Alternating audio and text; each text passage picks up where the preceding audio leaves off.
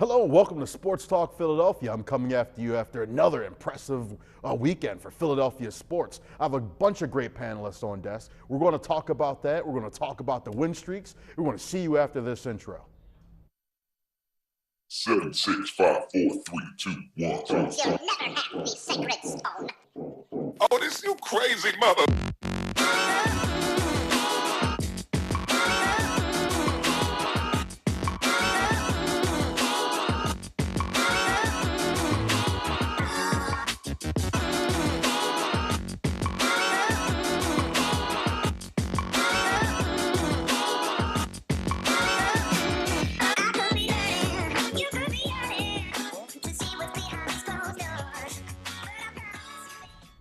So welcome back from the intro. This week I have Josh Abrams, Emily Desmond, and Sam Brown joining us on desk. And we're going to start this conversation off about the Philadelphia Eagles' impressive win over the Broncos. They just completely destroyed what was formerly known as one of the #1 defenses in the NFL. And I mean, I don't know about you guys, but I'm so happy seeing them to continue to just make statements every week. People say we have an easy schedule. People say that we're playing weak teams, but we play the Broncos and we destroy them. I don't know if there's a bigger statement the Eagles can make. No, you're definitely right. I mean, as you said, this was the #1 defense coming into this game, but you had to figure that with the home field advantage that they were kind of, you know, the 30-some thousand fans that were in attendance were kind of like the 12th man in a sense. They always bring the fans always bring the team some sort of energy, and because of that they're able to just play better. And you got to figure that without Zach Ertz, who essentially is our most consistent receiver out of everyone on the team, you had to kind of think that it would be a slow game, something, you know, a game that we weren't going to really get our mojo going early, but you know. Sure enough, we put up 50 points on the best team in the league, right? Yeah, it's shocking to before halftime, 30-9. I mean, that's a game-winning score right there. But we just kept going, like we couldn't stay out of the end zone, and so Emily, Sam, you know, just. I guess one of the first things we need to talk about is Jay Ajayi coming in for, you know, right out of Miami, coming in, getting a touchdown, getting some yards. I mean, how do you guys feel about him? You see his little celebration after the touchdown. You think he's going to be an Eagle for a long time? How do you feel? Well, I got to say that picking him up from the Miami Dolphins was an absolute steal. And now they're absolutely stacked at running back, so they're going to have some decisions to make regarding the running back position, but I think he's here to stay. LeGarrette Blount has also played well along with Corey Clement. I do expect to see Wendell Smallwood's playing time kind of deteriorate, but that's just the price you pay for being stacked at one position, having a great backfield.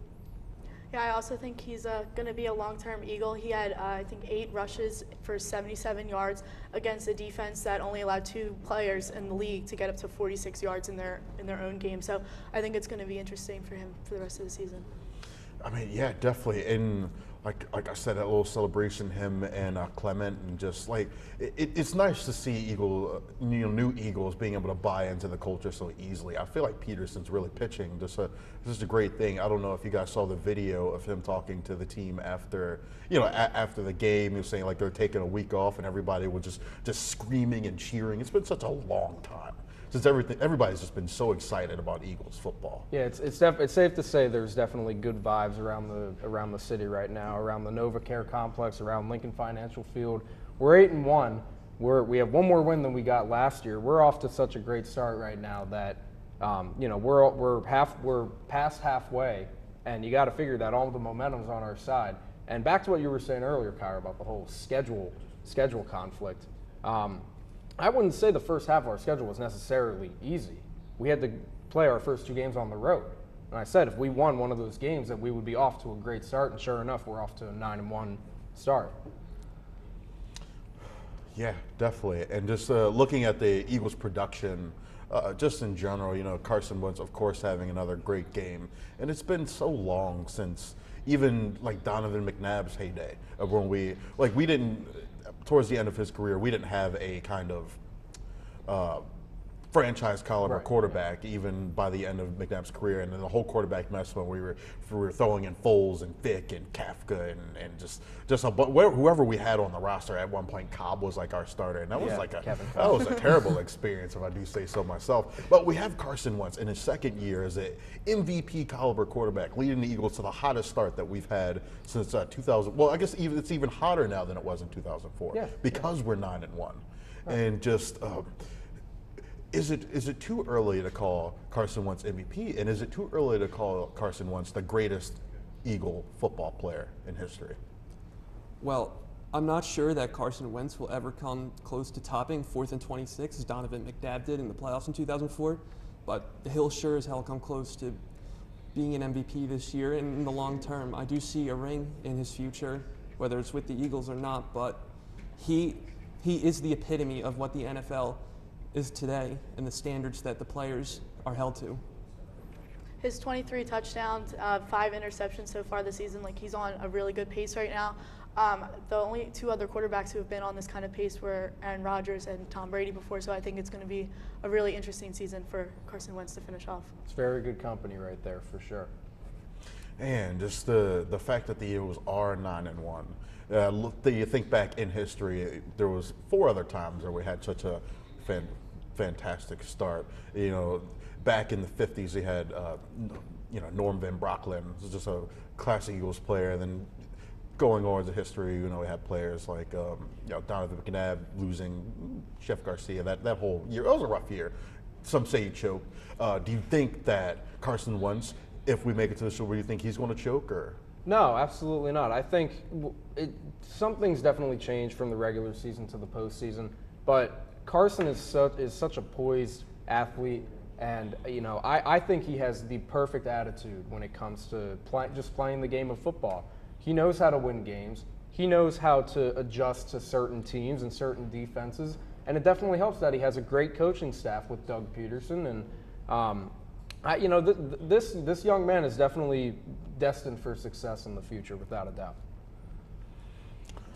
Definitely, and and another thing, just the Eagles' defense as well, being able to, for the most part, just stop playoff caliber quarterbacks. Just do you think that they're going to continue their dominant play as next week?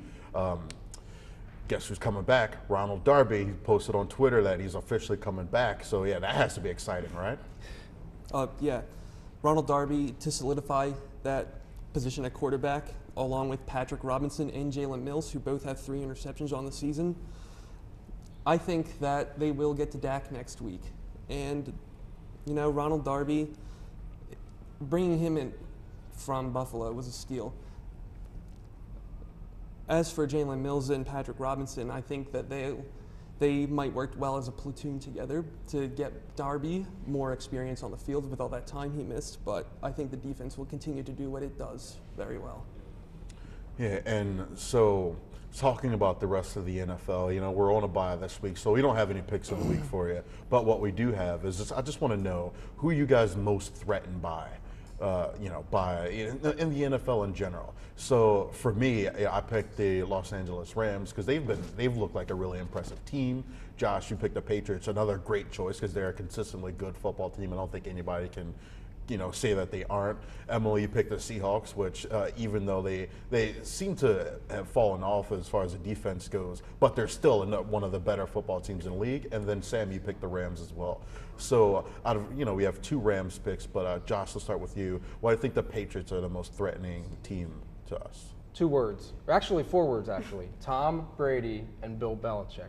They're arguably the most dynamic quarterback coach duo of all time. They've been to, I think, 6 or 7 straight AFC championship games. They're the most consistent team of basically our generation. We've grown up hating the Patriots simply because they beat us in the Super Bowl. They've beaten teams like the Rams in the Super Bowl, the Panthers, the Seahawks. The Patriots, whether or not how good of a defense they have, it doesn't matter how good or bad they are on one aspect or another. They're just a scary combination for as long as Tom Brady and Bill Belichick are running things, because they can beat anybody. They know they just have the secret blueprint to just take out any team they want. And so, Emily, Seahawks, the Redskins beat them at home. Yeah, we're going to play them at home. You still feel like they're our most threatening team, though, so why do you feel that? Yeah, well, the Eagles are only Carson Wentz's second-year quarterback, and Doug Peterson is second-year coach. So I think the Seahawks do have a good foundation from the previous year. So I think the Eagles have to step it up a little bit. And just really quick, Sam, you and I picked the Rams. Why did you pick the Rams? Rams offense. That player that was drafted one spot ahead of Carson Wentz, Jared Goff, is actually panning out this year, and they got that run game in Todd Gurley. So it's going to be quite the challenge for the Eagles defense to stop that offense. All right, so yeah, and of course I picked the Rams because honestly I love Todd Gurley. He's my favorite running back in the league. But that about wraps it for Eagles talk. I want to move on to the next section, the Flyers. So yeah, we're talking about the Philadelphia Flyers, talking about our hockey team. I would say they're our third team, and overall, they're 7-6 now. So it's not like they have a losing record. Are they on fire like the Eagles and Sixers are? No, but I mean, hey, we got to start somewhere, right? Right, and I think what really hurts right now is what I said last week, in that we go on the road and beat teams like St. Louis, who's atop the Western Conference.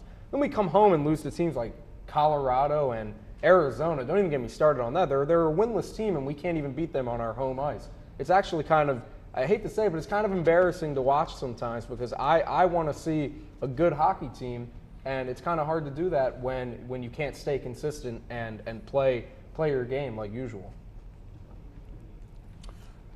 Oh, well, going off about Josh said it's embarrassing. That's right. I mean, they also just can't stay healthy defensively. I mean, Andrew McDonald had been out for a while, and they're calling up guys like Will O'Neill and Mark Ott. Like, who are these people? Unless you're like a diehard Flyers fan, you don't know who they are. But defensively, I think Ivan Provorov is by far their best defenseman, who registered 10 blocked shots in their shutout win against St. Louis and was on the ice for 2 minutes straight on a penalty kill. If the chemistry that they have can lift the other defensemen up to play on Provorov's level, then this team is not going to lose their games by as much. Yeah, so I don't know that they're like 7th in their conference, and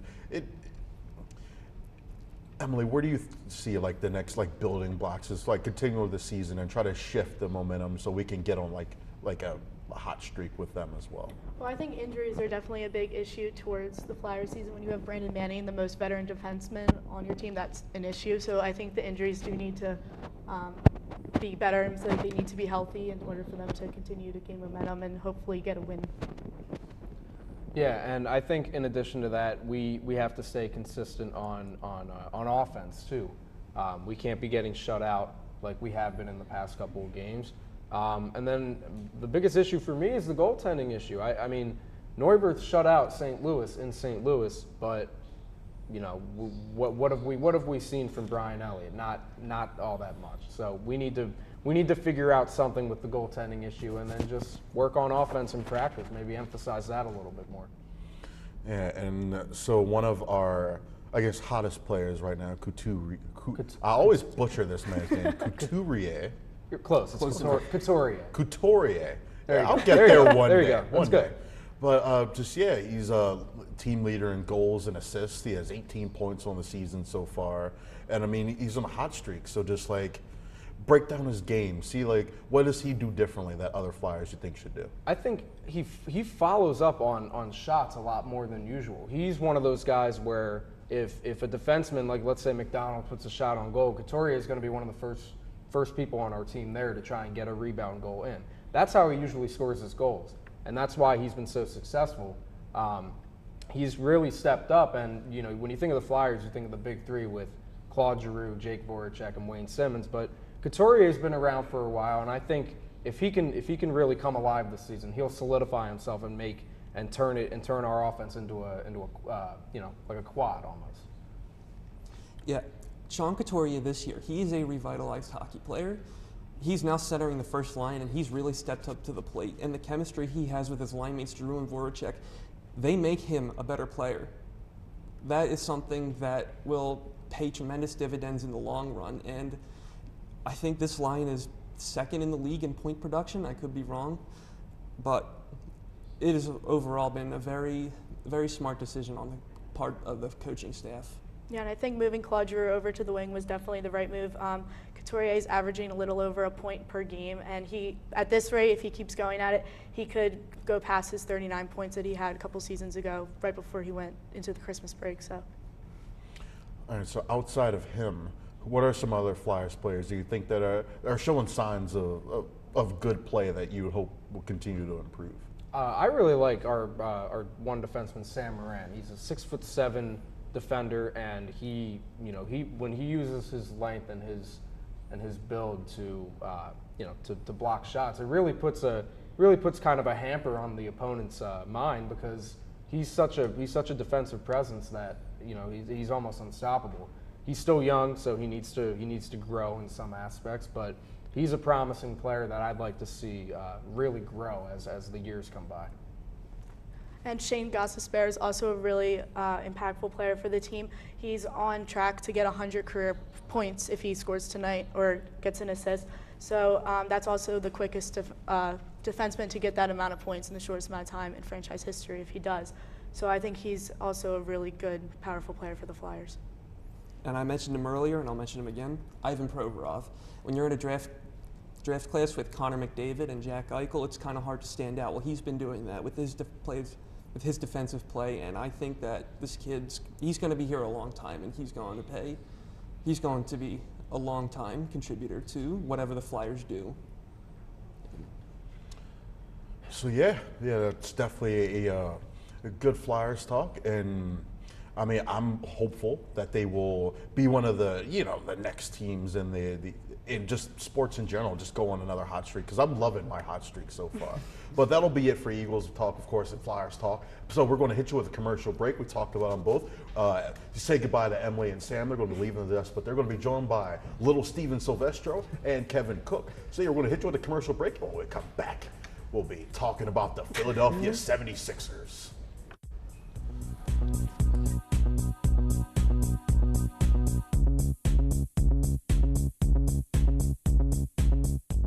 Hey, I'm Eddie Dunn, host of LaSalle's favorite TV game show, Q&A. Do you know that LaSalle TV is an entirely student-run organization? Probably, right? Do you also know that I happen to know all of the words to Eminem's Rap God? It's crazy, right? It's like 6 minutes.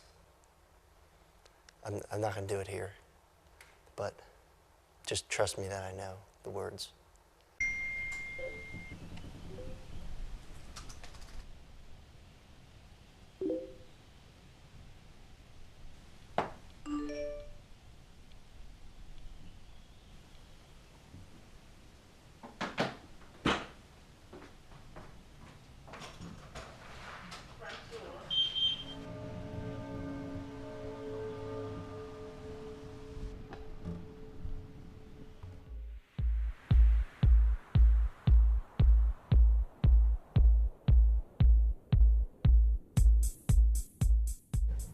So yeah, welcome back from that break. Again, we have just a little panel change. We got Steven Silvestro and Kevin Cook. Welcome to the show, guys. And we're talking about the Philadelphia 76ers on an impressive 5-game win streak, just beating the Utah Jazz. So it's surprising because just like the Eagles surprised us, and I felt like they showed signs of it last year. The Sixers are, just a win streak. It's up to 5 I'm games now. speechless. Yeah, 5-game win streak. It's just. Yeah, it's a pleasant surprise for sure. I'm not gonna lie. I think a lot of us were expecting this, especially some of the process fans, Steve. Yeah. And they were able to pull one out on the road against Utah without Joel Embiid, who Utah actually has a pretty good center with Rudy Gobert. So it was a game that we definitely thought could have gone either way, but Dario stepped up, played well for us. Ben Simmons also played well for us in that game. And the team's just gelling right now, and you can see it on the court. Yeah, I mean, I think Ben Simmons, I don't know what his stat line was, but it might have been like 13, 10, and 6 or something. He said that was the worst game of the season. And when you're saying 13, 10, and 6 is the worst, your worst game, that's when you know that like something special is really happening right now. we responded so well to Utah, especially without Joel Embiid. I thought we were going to be undermatched with Gobert. Gobert isn't necessarily the most talented player offensively, but man, he's a defensive stalwart down low, and the fact that we held on against him and the rest of the Utah team on the road was definitely another promising win like usual, right? Yeah, and you go off of that. Ben Simmons has been saying, like, he's not performing as well as he hoped. He's got 2 triple-doubles in his first 10 games. He actually did it in his first 9, but we're in the 10th game after that Jazz. And he's coming close every game. Like, there was one game, I think he was 1 assist short. Against the Jazz, he was 4 assists short. And that will come together as the team flows. And to do that without Joel Embiid shows that this team is gelling and they can handle these little bumps in the road. You know, sorry to jump in here, but another crazy thing about that is the fact that there was a prop bet out on season total triple doubles for Ben Simmons, and it was set at 1.5. I mean, he's already got 2, and we're 10 games into the season? Yep. I mean, it's pretty exciting to now be considered to be one of the better teams, and I mean, the kid's going to be a star. So we're set for, I mean, at least a decade. Yeah, I know we talked about a few weeks ago. We talked about just in the beginning of the season when Joel Embiid comes into play, everybody's play improves, and it's only taken just a short amount of time for that that mentality to really seep into the players. And so, how long do you think that energy is going to stick with the Sixers? Even if, for example, if under the unfortunate, I'll knock on. We're not going to go there. We're not going to. Don't even say the word. I won't say the word. Not say the word. Don't say it. So the energy's there to stay. I mean, we got Ben Simmons now. People are going to be excited about him, playing with him, and even past those 2 players of of Embiid and Simmons, you got Sarge, you got McConnell, you got team players who carry the momentum with them, and just having those players on the bench, whether they're being sat for rest like Embiid was against Utah, having that player on the bench there, their positive energy is going to affect the team, and you're just going to continue to see growth as the season goes on. Yeah, but to go with, if, knock on wood, like you said, Joel Embiid does get, Dario Saric has shown he is willing to step up. Everybody, the whole team steps up when Embiid is there, and they all do better. But when Embiid's not on the floor, Dario shows that he can lead this team if he had to. And in the Jazz game, he came out, as you see in his first 5 games, he was struggling. He was coming off the bench. But in his last 5, when he's been a starter, since they pulled Bayless out of the starting lineup, he has proven that he is a leader on this team. Because in that first 5 games, one of those games was the Rockets. He only shot 1 shot that entire game. He had 18 minutes. That means he's in his own head. And now he's out of that. So that means he'll be going up along with everybody else on that team. I think something that really needs to be addressed is the fact that we're still one of the younger teams in the league. We're up and coming. We finally have a winning record after a while. We never really got to feel that for a few years. But these young guys know their role. It's just the same thing like the Eagles. We know the Eagles are more of a veteran team, but the Sixers, being a young team, you would figure that egos, emotions, something mentally would get into their heads and try and it's not like they would personally try and do it, but it's like their actions would have a negative effect on the team. But these young guys know their role. They know when to take the spotlight. They know when to get out of the spotlight. They just know when they just know when everybody's doing really well. Yeah, you could see that against the Pacers the other day. J.J. Redick, he's the veteran leader. He was on fire, shooting threes. He went 8 for 12 that day.